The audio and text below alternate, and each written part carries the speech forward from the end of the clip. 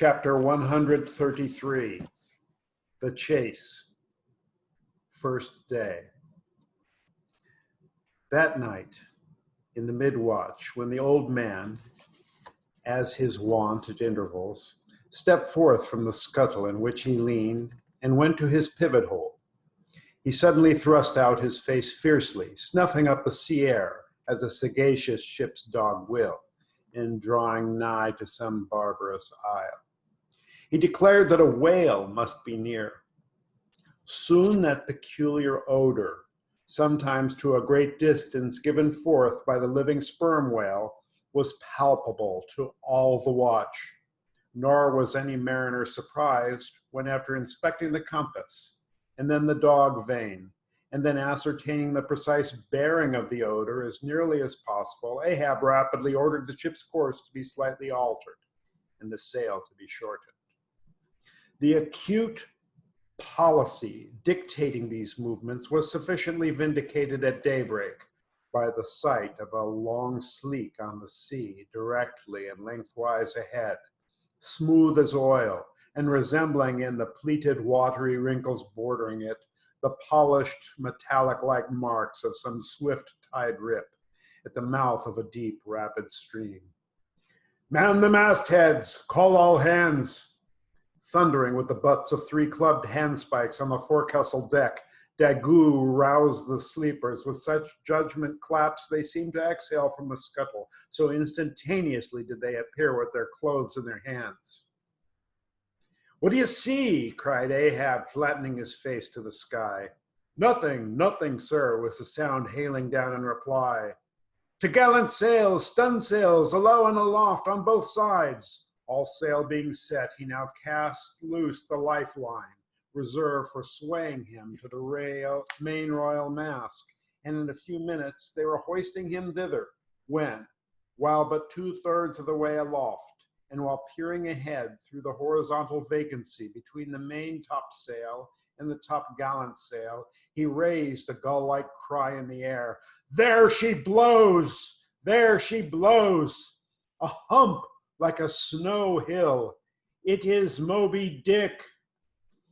Fired by the cry, which seemed simultaneously taken up by the 3 lookouts, the 3 men on deck rushed to the rigging to behold the famous whale they had so long been pursuing. Ahab had now gained his final perch, some feet above the other lookouts, Tashtego standing just beneath him on the cap of the topgallant mast, so that the Indian's head was almost on a level with Ahab's heel. From this height, the whale was now seen some mile or so ahead, at every roll of the sea revealing his high sparkling hump and regularly jetting his silent spout into the air. To the credulous mariners, it seemed the same silent spout they had so long ago beheld in the moonlit Atlantic and Indian Oceans. "And did none of ye see it before?" cried Ahab, hailing the perched men all around him. "I saw him almost that same instant, sir, that Captain Ahab did, and I cried out," said Tashtego. "Not the same instant, not the same. No, the doubloon is mine. Fate reserved the doubloon for me. I only. None of ye could have raised the white whale first. There she blows! There she blows! There she blows! There again! There again!" he cried in long-drawn, lingering, methodic tones, attuned to the gradual prolongings of the whale's visible jets. "He's going to sound! In stunsails! Down topgallant sails! Stand by 3 boats! Mr. Starbuck, remember, stay on board and keep the ship! Helm there! Luff, a point! So, steady, man, steady! There go flukes! No, only black water! Already the boat's there! Stand by! Lower me, Mr. Starbuck! Lower! Quicker!" And he slid through the air to the deck. He is heading straight to leeward, sir," cried Stubb. "Right away from us. Cannot have seen the ship yet." "Be dumb, man. Stand by the braces. Hard down the helm. Brace up. Shiver her. So, well that. Boats!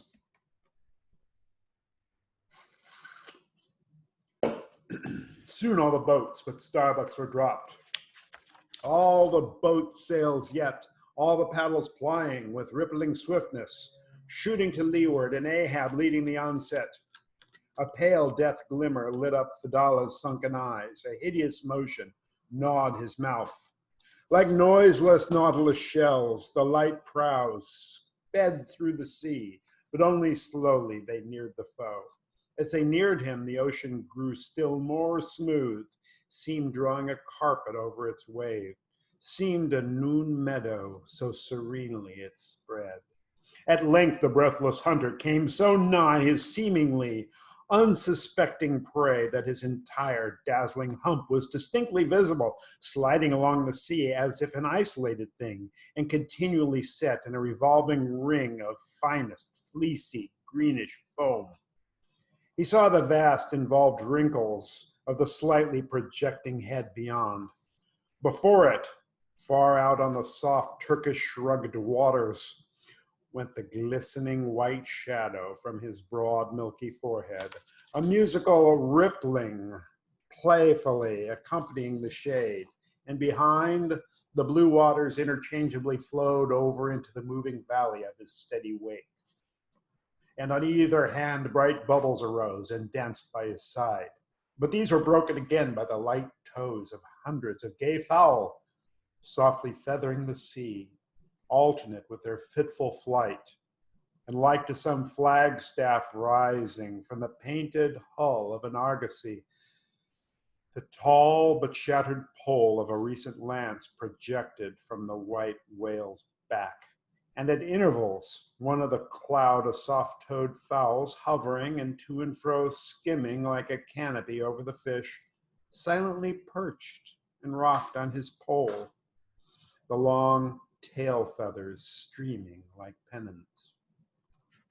A gentle joyousness, a mighty mildness of repose and swiftness invested the gliding whale. Not the white bull Jupiter, swimming away with ravished Europa clinging to his graceful horns, his lovely leering eyes sideways, intent upon the maid, with smooth, bewitching fleetness, rippling straight for the nuptial bower and Crete. Not Jove, not that great majesty supreme, did surpass the glorified white whale as he so divinely swam. On each soft side, coincident with the parted swell, that but once laving him, then flowed so wide away, on each bright side, the whale shed off enticings. No wonder there had been some among hunters who, namelessly transported and allured by all this serenity, had ventured to assail it, but had fatally found that quietude but the vesture of tornadoes. Yet calm, enticing calm, O whale, thou glidest on to all who for the first time eye thee, no matter how many in that same way thou mayest have bejuggled and destroyed before. And thus, through the serene tranquillities of the tropical sea, among waves whose hand clappings were suspended by exceeding rapture, Moby Dick moved on, still withholding from sight the full terrors of his submerged trunk, entirely hiding the wrenched hideousness of his jaw. But soon the forepart of him slowly rose from the water. For an instant, his whole marbleized body formed a high arch, like Virginia's natural bridge. And warningly waving his bannered flukes in the air, the grand god revealed himself, sounded, and went out of sight. Hoveringly halting and dipping on the wing, the white seafowls longingly lingered over the agitated pool that he left. With oars apeak and paddles down, the sheets of their sails adrift, the three boats now stilly floated, awaiting Moby Dick's reappearance.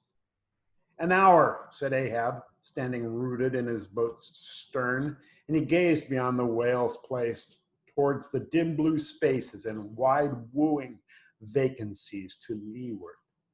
It was only an instant, for again his eyes seemed whirling round in his head as he swept the watery circle. The breeze now freshened, The sea began to swell. The birds! The birds! Cried Tashtego in long Indian file, as when herons take wing. The white birds were now all flying towards Ahab's boat, and when within a few yards began fluttering over the water there, wheeling round and round with joyous, expectant cries. Their vision was keener than man's. Ahab could discover no sign in the sea. But suddenly, as he peered down and down into its depths, he profoundly saw a white living spot, no bigger than a white weasel, with wonderful celerity uprising and magnifying as it rose, till it turned. Then there were plainly revealed two long crooked rows of white, glistening teeth floating up from the undiscoverable bottom. It was Moby Dick's open mouth and scrolled jaw, his vast shadowed bulk still half blending with the blue of the sea. The glittering mouth yawned beneath the boat like an open-doored marble tomb. In giving one sidelong sweep with his steering oar, Ahab whirled the craft aside from this tremendous apparition.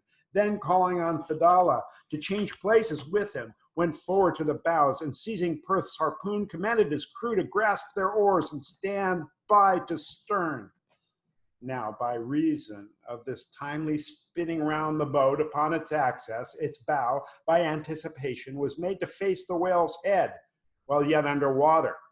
But as if perceiving this stratagem, Moby Dick, with that malicious intelligence ascribed to him, sidelingly transplanted himself, as it were, in an instant, shooting his pleated head lengthwise beneath the boat.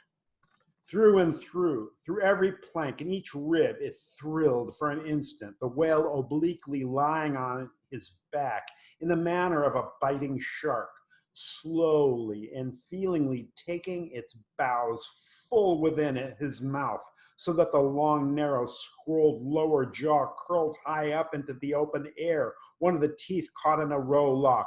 The bluish pearl white of the inside of the jaw was within 6 inches of Ahab's head and reached higher than that. In this attitude, the white whale now shook the slight cedar as a mildly cruel cat her mouse.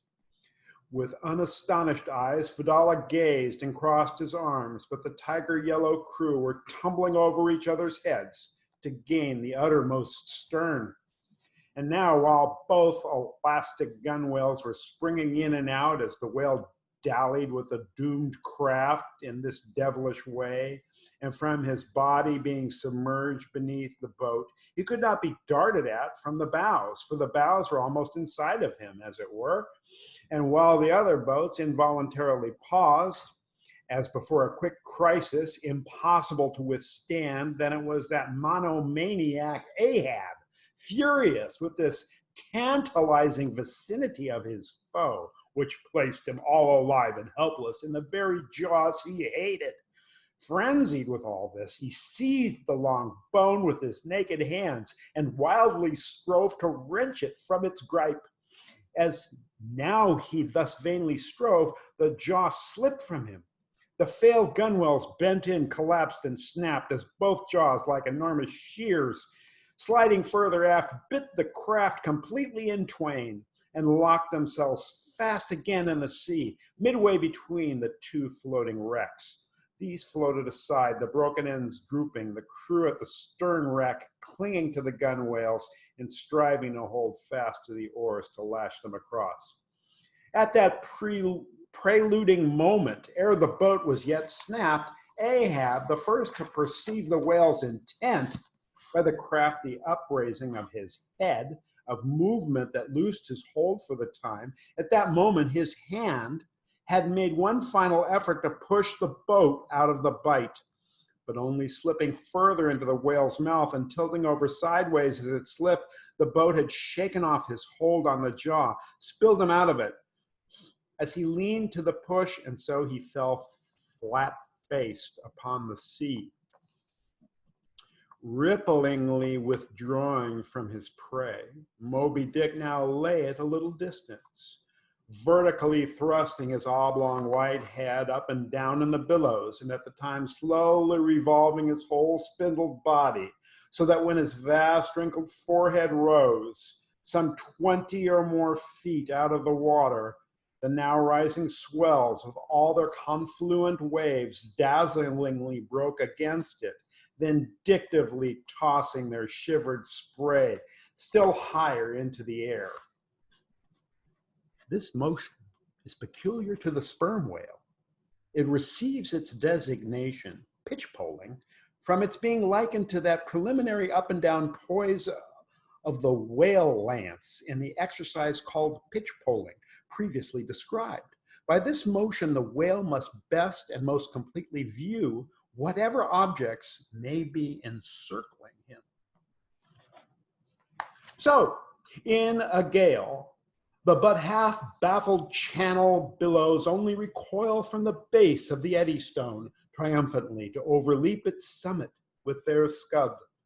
But soon resuming his horizontal attitude, Moby Dick swam swiftly round and round the wrecked crew, sideways, churning the water in his vengeful wake, as if lashing himself up to still another and more deadly assault. The sight of the splintered boat seemed to madden him, as the blood of grapes and mulberries cast before Antiochus elephants in the book of the Maccabees. Meanwhile, Ahab, half smothered in the foam of the whale's insolent tail and too much of a cripple to swim, though he could still keep afloat even in the heart of such a whirlpool as that, helpless Ahab's head was seen like a tossed bubble which the last chance shock might burst. From the boat's fragmentary stern, Fedallah incuriously and mildly eyed him. The clinging crew at the other drifting end could not succor him. More than enough was it for them to look to themselves. For so revolvingly appalling was the white whale's aspect, and so planetarily swift the ever-contracting circles he made, that he seemed horizontally swooping upon them. And though the other boats, unharmed, still hovered hard by, still they dared not pull into the eddy to strike, lest that should be the signal for the instant destruction of the jeopardized castaways, Ahab and all. Nor in that case could they themselves hope to escape. With straining eyes, then, they remained on the outer edge of the direful zone, whose center had now become the old man's head. Meanwhile, from the beginning of all this has been described from the ship's mastheads, and squaring her yard, she'd borne down upon the scene, and it was now so nigh that Ahab in the water hailed her. Sail on! But the moment a breaking sea dashed on him from Moby Dick and overwhelmed him for the time. But struggling out of it again, and chancing to rise on a towering crest, he shouted, Sail on the whale! Drive him off! The Pequod's prow was pointed, and breaking up the charmed circle, she effectually parted the white whale from his victim. As he sullenly swam off, the boats flew to the rescue. Dragged into Stubbs' boat with bloodshot, blinded eyes, the white brine caking in his wrinkles, the long tension of Ahab's bodily strength did crack, and helplessly he yielded to his body's doom for a time, lying all crushed in the bottom of Stubbs' boat, like one trodden under foot of herds of elephants. Far inland, nameless wails came from him as desolate sounds from out ravines. But this intensity of his physical prostration did but so much the more abbreviate it. In an instant's compass, great hearts sometimes condense to one deep pang, the sum total of those shallow pains kindly diffused through feeble men's whole lives. And so, such hearts, though summary in each one's suffering, still, if the gods decree it, in their lifetime aggregate a whole age of woe, wholly made up of instantaneous intensities. For even in their pointless centers, those noble creatures contain the entire circumferences of inferior souls. The harpoon, said Ahab, halfway rising and draggingly leaning on one bended arm. Is it safe? Aye, sir, for it was not darted. This is it, said Stubbs, showing it. Lay it before me. Any missing men?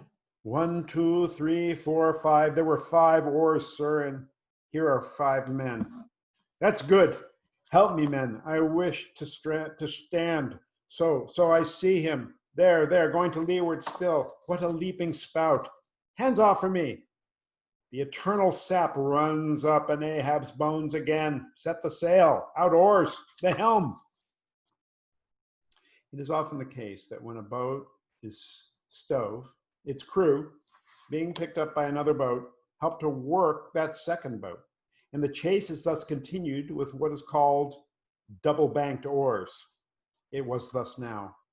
But the added power of the boat did not equal the added power of the whale, for he seemed to have treble-banked his every fin, swimming with a velocity which plainly showed that if now, under these circumstances, pushed on, the chase would prove an indefinitely prolonged, if not a hopeless one. Nor could any crew endure for so long a period such an unintermitted, intense straining at the oar, a thing barely tolerable only in some one brief vicissitude. The ship itself, then, as it sometimes happened, offered the most promising intermediate means of overtaking the chase. Accordingly, the boats now made for her and were soon swayed up to their cranes, the 2 parts of the wrecked boat having been previously secured by her, and then hoisting everything to her side and stacking her canvas high up and sideways outstretching it with stun sails like the double-jointed wings of an albatross. The Pequod bore down in the leeward wake of Moby Dick. As the well-known methodic intervals, the whale's glittering spout was regularly announced from the manned mastheads, and when he would be reported as just gone down, Ahab would take the time, and then pacing the deck, binnacle watch in hand, so soon as the last second of the allotted hour expired, his voice was heard. "Whose is the doubloon now? Do you see him?" And if the reply was, "No, sir," straightway he commanded them to lift him to his perch. In this way the day wore on, Ahab now aloft and motionless, and unrestingly pacing the planks. As he was thus walking, uttering no sound except to hail the men aloft or bid them hoist a sail still higher, or to spread one to a still greater breadth, thus to and fro pacing beneath his slouched hat, at every turn he passed his own wrecked boat, which had been dropped upon the quarterdeck and lay there reversed, broken bow to shattered stern. At last he paused before it, and as in an already overclouded sky fresh troops of clouds will sometimes sail across, so over the man's face there now stole some such added gloom as this. Stubb saw him pause, and perhaps intending, not vainly enough, to evince his own unabated fortitude and thus keep up a valiant pace in his captain's mind, he advanced and, eyeing the wreck, exclaimed, "The thistle the ass refused. It pricked his mouth too keenly, sir. Ha ha! What soulless thing is this that laughs before a wreck? Man, did I not know thee brave as fearless fire and as mechanical? I could swear thou wert a poltroon. Groan nor laugh should be heard before a wreck." "Aye, sir," said Starbuck, drawing near. "'Tis a solemn sight, an omen, and an ill one." "Omen! Omen! The dictionary! If the gods think to speak outright to man, they will honorably speak outright, not shake their heads and give an old wives' darkling hint. Be gone! Ye two are the opposite poles of one thing. Starbuck is Stubb reversed, and Stubb is Starbuck, and ye two are all mankind, and Ahab stands alone among the millions of the peopled earth, nor gods nor men his neighbors. Cold, I shiver. How now? Aloft there, do you see him? Sing out for every spout, though he spout 10 times a second." The day was nearly done. Only the hem of his golden robe was rustling. Soon it was almost dark, but the lookout men still remained unset. "Can't see the spout now, sir. Too dark," cried a voice from the air. "How heading when last seen?" "As before, sir, straight to leeward." "Good. He'll travel slower now. 'Tis night." "Down royals and topgallant stun sails, Mr. Starbuck. We must not run over him before morning. He's making a passage now, and may heave ho to a while. Helm there, keep her full before the wind. Aloft, come down. Mr. Stubbs, send a fresh hand to the foremast head, and see it manned till morning. Then advancing towards the doubloon and the mainmast. Men, this gold is mine, for I earned it. But I shall let it abide here till the white whale is dead. And then, whosoever of ye first raises him, upon the day he shall be killed, this gold is that man's. And if on that day I shall again raise him, then 10 times its sum shall be divided among all of ye. Away now, the deck is thine, sir. And so saying, he placed himself halfway within the scuttle, and slouching his hat, stood there till dawn, except when at intervals rousing himself to see how the night wore on.